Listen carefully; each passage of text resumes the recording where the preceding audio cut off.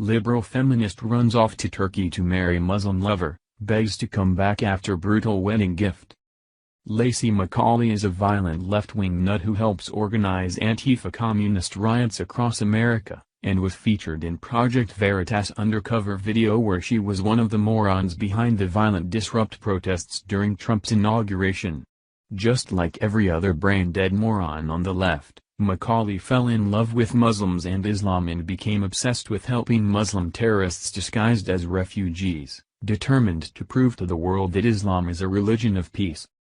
But shortly after falling in love with a Muslim and moving with him to Turkey, her little world of unicorns and rainbows would soon be destroyed. Through her blog, she would go on to tell the world about the horrifying things her Muslim boyfriend put her through, describing the fear and hell she lived in as he began practicing Sharia law on her, controlling her every move as he beat and raped her for going against his wishes. Lacey McCauley getting arrested during one of her violent little demonstrations. Here's a few snippets from Lacey the Muslim lover's blog. It's quite entertaining to watch as her eyes are opened to the true meaning of Islam. I am a radical activist based in Washington, D.C. I fell in love with an energetic, charismatic activist I met in November when I was present to write about resistance to the G20 summit, a global event in Antalya, Turkey. After I came home to the U.S., we talked every day. He was lovely and charming, I thought at the time. He offered a ready smile, engaging kindness, and intelligent conversation. He said all the right things to convince me that he cared about women's rights and activism. In February, I decided to return to Turkey with the promise of love driving me forward. I couldn't have known things would turn sour. The first 2 weeks were quite the love story. I observed that he was drinking heavily, and called him an alkie, but it was just a joke at first. We went to the beach and historic sites, and he introduced me to his friends. All seemed to be going well, and I felt that the romance was solidly moving forward. Then came our first fight. I had wanted to interview a local woman for an article on Syrian refugees. He did not approve. He knew the woman and did not like her, so he strictly forbade me from speaking with her. After I questioned his rationale, he yelled and stormed out of the room to go smoke a cigarette. I just stood in the middle of the room not knowing what to do. Of course, as a Western woman, no one had ever forbidden me from speaking with anyone else. It was a strange feeling. Don't I have a mouth to speak? Why can I not use it as I wish? Then McCauley discusses her feminist background that would have prevented her from being with a Muslim had she known what they truly believe. But of course this lesson came too late, as she would soon learn.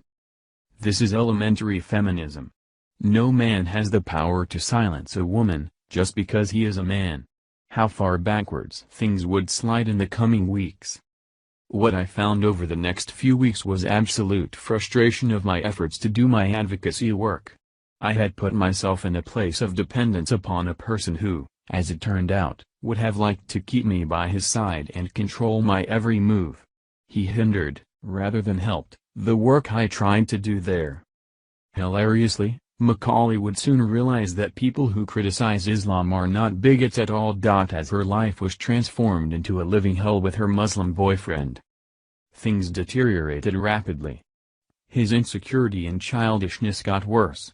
In the following weeks, I was violently pushed, blocked from leaving freely, and repeatedly told not to speak. If I spoke anyway, anger erupted. I endured threats that I would be burnt with cigarettes, flinching as he faked with his lit cigarette. I had to duck to avoid having sharp objects thrown at my face. I had water angrily poured over my head. Unwanted sex? Rape? All the time. He did not stop to determine whether I consented to sex. Several times, he turned off my Wi-Fi and lied about it, a modern-day form of gaslighting. He verbally criticized me for using social media, my main link to the rest of my life back in the US, and tried to discourage me from using it. He forced me to unfriend one Turkish man on Facebook, and wanted me to unfriend many more. McCauley then went into detail how she was victimized by other Muslims, and jailed by Turkish police because she was a journalist from America. 2 days later, however, I was jailed by Turkish police for several hours when I tried to simply enter a large public speech in Antalya by the President of Turkey. They make a habit of jailing reporters and activists, and I didn't look like I fit their norms. I wrote about this experience with the Turkish police here. I had an out of the frying pan and into the fire sensation. What's even more ironic is even after Macaulay's up-close and personal experience with true Islam, she is still in denial. No matter how many times she was beaten and raped by her Muslim boyfriend, she still manages to believe that he believes in women's rights, going on to state on her blog that he still saw the silver lining in her activism. This story just goes to prove that liberalism truly is a mental disorder. This idiotic woman will still continue to push for left-wing totalitarianism. Too bad the Turkish prison couldn't have kept her locked up a little longer. Sounds like Macaulay still has a long way to go before she finally wakes from her fantasy world of unicorns and rainbows. Thank you for watching this video. What do you think about this? Share this on Facebook and Twitter along with your comments.